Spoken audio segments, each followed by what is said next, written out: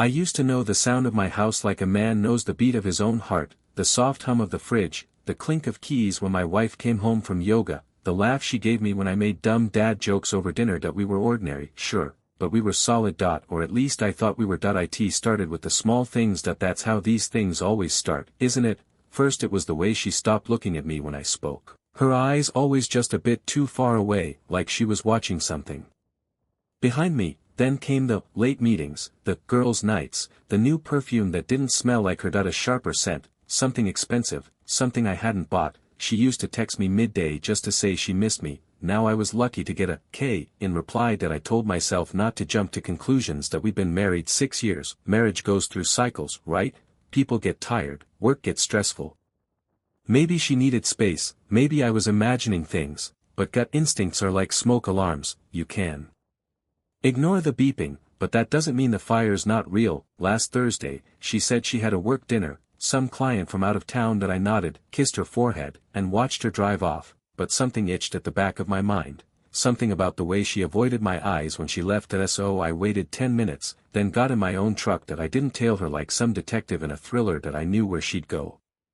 She wasn't exactly creative, the same turn she always took on the way to the gym. Then a left she wasn't supposed to make. That's what gave her away. That I followed from a few car lengths behind, heart pounding so loud I could hear it in my teeth. The roads were quiet, sky washed in that dusky pink you only see before something breaks. Then I saw it, her car, parked outside a cheap motel off Route 42. You know the kind, rooms with stained curtains and broken vending machines.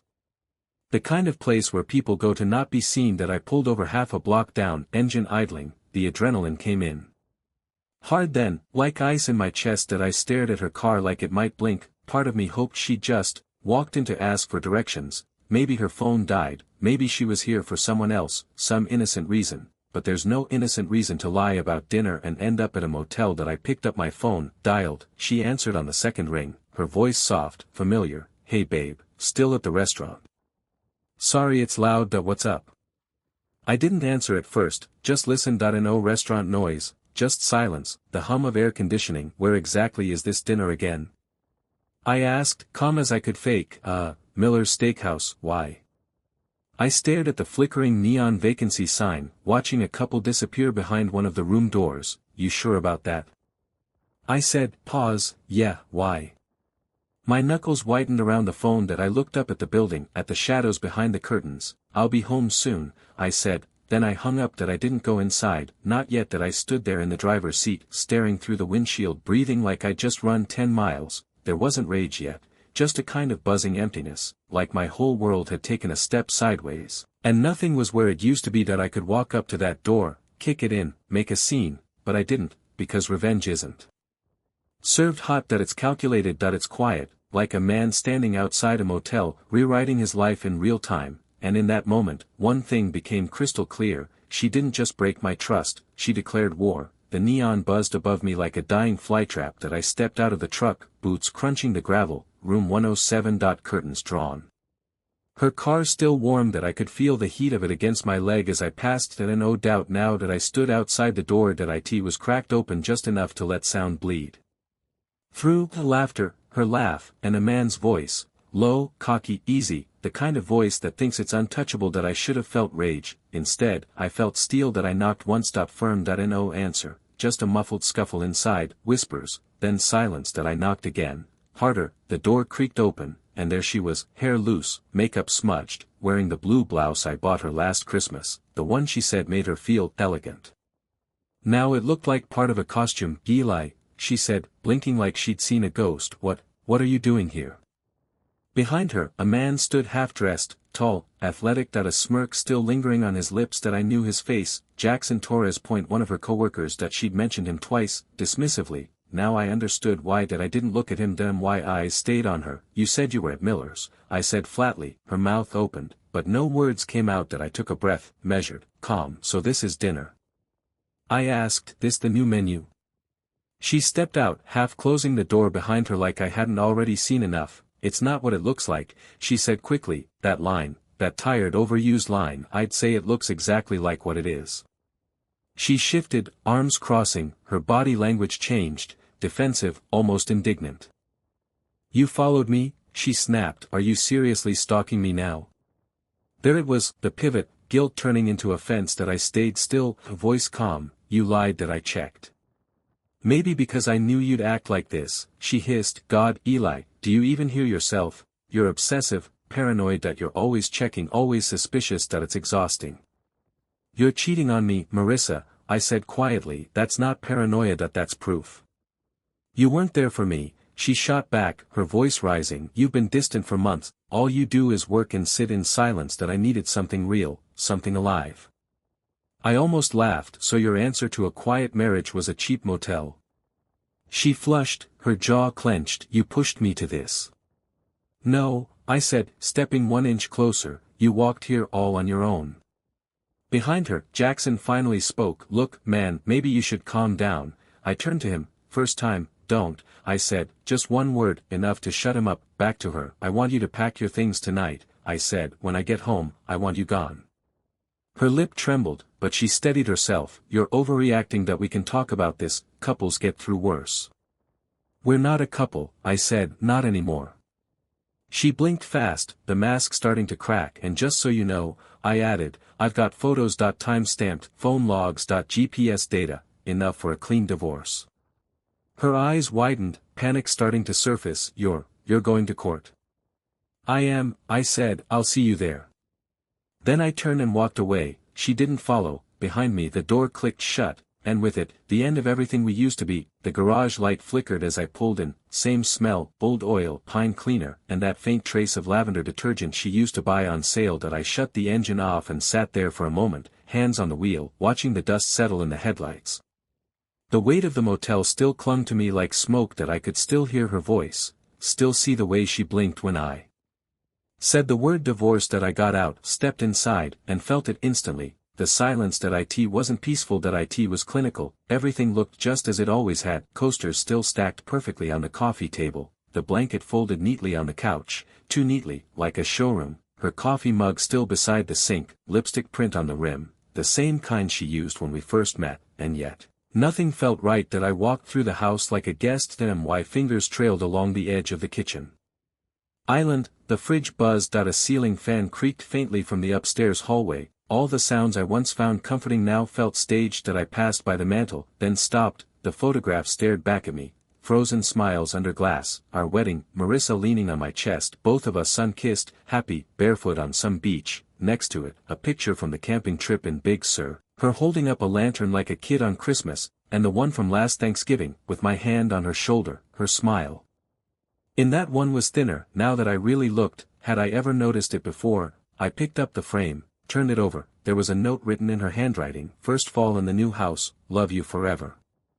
Forever, what a damned word. That I went upstairs, opened our closet. Her side was still full, jackets, heels, scarves, her scent still lingered, clinging to the fabric like it hadn't heard the news. That I pulled out a box from under the bed. That it was filled with cards, old plane tickets, mementos. A champagne cork from our first anniversary. A movie stub from the midnight premiere of some rom-com she dragged me to. I held the ticket and laughed under my breath, not because it was funny, because it all felt like props from someone else's life. That's when it hit me, not all at once, but like a slow-motion punch to the ribs. This marriage, it wasn't a lie, but it had been dying for a long time, and I'd kept feeding it CPR out of habit. That I sank onto the edge of the bed, elbows on my knees. That I didn't cry, there was nothing left to drain out, just a hollow ache, not rage, not even betrayal, just clarity. A sharp, terrible kind of clarity. Saturday morning hit like a wave, not in its speed, but in the stillness it left behind. That I stood in the bedroom doorway with a cardboard box under my arm, staring at her side of the closet like it was a crime scene. The scent was still there,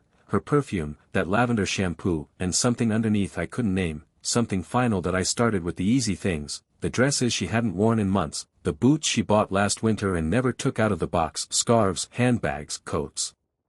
Each one a memory I wasn't asking for, but came anyway. That I folded everything carefully, methodically, like the process itself could scrub the emotion from it. But then I hit the odd things, the theater program from our first date. That a handwritten note on the back of a takeout receipt. Stop being so serious, love you, even when you sulk. It should have broken me, but it didn't. That I just kept packing. Around noon, the doorbell rang again. Jenny. Except this time, she brought coffee, and gloves. I figured you'd be knee-deep in chaos, she said, handing me a steaming cup I brought back up. I hesitated. You really don't have to, I know, she said, stepping past me, but I want to. And she did. Within minutes, we were side by side in the closet, sorting and boxing and tossing like two archaeologists piecing through someone else's ruin. She held up a neon pink feather boa. Was this from Mardi Gras, or was she in a secret burlesque troupe? I cracked the first real smile I'd had in days. Bachelorette party, Vegas Point 2019. Jenny snorted. I want to be surprised, but somehow I'm not. We kept going. The laughter started to feel less like an accident and more like a medicine. Every ridiculous trinket, a wine glass that said, "Wifey for life," a plush avocado pillow, a half-burnt cinnamon candle, became an inside joke. At some point, I realized I hadn't thought about the motel. Or Jackson Torres. Or the way she blinked when she got caught. That I looked at Jenny, her hair in a messy bun, sleeves rolled up, face slightly flushed from all the moving, and felt something shift. Not fireworks, not love, but warmth. She picked up a framed picture of Marissa and I from a ski trip and paused. Want me to pack this, or toss it? I looked at the photo. We were both smiling, wind-chapped, goggles on our heads. I remembered the trip. It was one of the few times we didn't argue for 3 straight days. Keep it, I said, might need it for court. She nodded, slipping it into a separate envelope without asking further. That was the thing about Jenny, she didn't push, she just understood. Later, we stood in the living room surrounded by sealed boxes. The house looked emptier now, but somehow lighter too, like it could finally breathe. I should go, she said, brushing a curl from her cheek. My dog's probably redecorating the couch by now. I walked her to the door. She turned before leaving. You know, you're handling this better than most people would. I shrugged. Feels like I'm just surviving in slow motion. She tilted her head, smiled. Well, it looks good on you. I didn't say anything, but the way she looked at me, the kind of look that lingers an extra second longer than it needs to, said plenty. It was nearly a week since I'd seen her. 7 days of silence, court paperwork, and slow healing. Jenny came by a few more times, once with soup, once just to sit and say nothing, and honestly, that silence meant more to me than anything Marissa had said in the last year of our marriage. The house was changing, too. Her scent was fading, the pictures were gone, and the space that once felt haunted by memories was starting to feel mine. Then, right when I stopped expecting it, she came back. It was Friday, late afternoon. I'd just come in from mowing the lawn when I saw a black SUV pull into the driveway like it belonged there. She stepped out like she was walking a runway, hair curled, bright lipstick, designer heels, even her perfume hit before her words did. Marissa. Like a walking flashback. I stood on the porch, arms crossed, hands still dirty from the yard. Eli, she said, offering a tight smile, can we talk? I didn't answer, just moved aside enough to let her stand on the front step. Not inside. She glanced around. You've cleaned up, place looks different. You here to compliment the landscaping? I asked flatly. She sighed, brushing imaginary lint off her sleeve. Look, I didn't come to fight. I thought maybe we could talk like adults. I nodded slowly. Go on. She hesitated, just for a second, then stepped into her well-rehearsed tone, gentle, soft, almost apologetic. I made mistakes, she began. I wasn't fair to you. I let myself get distracted, and I'm sorry. Eli, really. I was confused, and Jackson dumped you. I cut in. Her eyes flicked up, caught off guard. What? Did he leave you? I repeated. Or did he just get bored? She pressed her lips together. A tiny crack in her expression. I didn't come here to talk about him. No, I said. You came here because you didn't have anywhere else to go. She blinked. No apartment. No backup plan. You bet it all on someone who saw you for exactly what you were, temporary. That's not fair. No, I said, it's finally fair. She took a breath, lips trembling slightly now. Eli, I know I hurt you. I do, but we were good once, weren't we? Doesn't that count for something? I studied her face, and all I saw was a woman who didn't miss me. She missed security, she missed comfort, she missed winning. You don't get to come back just because the door didn't stay open somewhere else, I said. She looked at me then, really looked, like she finally realized the man in front of her wasn't the one she walked out on. So, that's it, she whispered, that's it. I stepped back inside and closed the door gently. No shouting, no dramatic goodbye, just wood against frame, final. I stood there in the quiet for a while, listening to the absence of her footsteps on the porch. She didn't knock again. Didn't cry. Didn't fight. Because for the first time in our entire relationship, she had no control left, and I felt nothing but peace, not relief, not triumph, just peace. The paperwork came in a plain white envelope, stamped, signed, final, divorce decree, effective immediately. No ceremony. No last words, just ink on paper and a space where her name used to be in my future. I stared at it for a while, not out of grief. Just acknowledgement. Then I fed it through the shredder, watched it turn to ribbons, and stepped outside into the spring sunlight. Claire was already in my driveway, leaning against her SUV with 2 coffees and that quiet smile she wore when she wasn't trying to fix anything. Just be there. You ready? She asked, handing me a cup. Born ready, I said, climbing in. We'd been planning the trip for a few weeks, nothing big, just 3 days in the Blue Ridge Mountains. No cell signal. No drama, just open roads, winding trails, and a cabin with a view. That's what I wanted now. Peace. I didn't have to explain. The drive up was easy. We didn't talk about Marissa, not once, not even when the GPS glitched and rerouted us twice. Claire had the window down, her hand riding the wind. I glanced over at her once, just long enough to see the sun catch her freckles, and something clicked in my chest. It wasn't a spark. It wasn't a fire. It was a slow, steady warmth, like coming home. That first night, we sat on the cabin porch, wrapped in flannel blankets, passing a bottle of red wine between us. She told me stories about growing up near Lake Geneva, how she used to sneak into the old boatyard with her brothers and steal firewood for summer bonfires. I told her about my dad's old fishing stories and how he used to say a man was only as strong as the woman who believed in him. She looked at me then, just looked, and I knew that I wasn't broken. I was just unlearning the wrong kind of love. We made pancakes in the morning, hiked 6 miles before lunch, played cards by the fireplace at night. Somewhere in all that simplicity, I realized something. I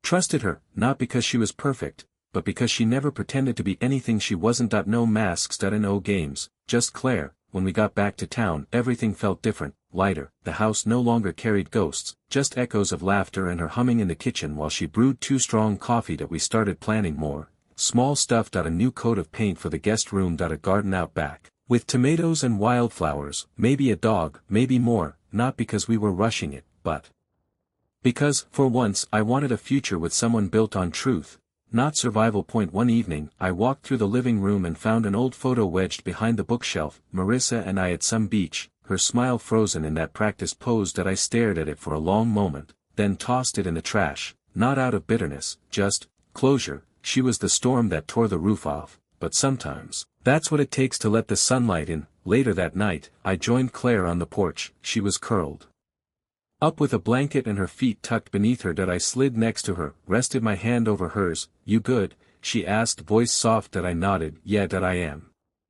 She leaned her head on my shoulder, and we sat there in the stillness. No chaos. No pretending, just 2 people, scarred but standing, and finally walking towards something real.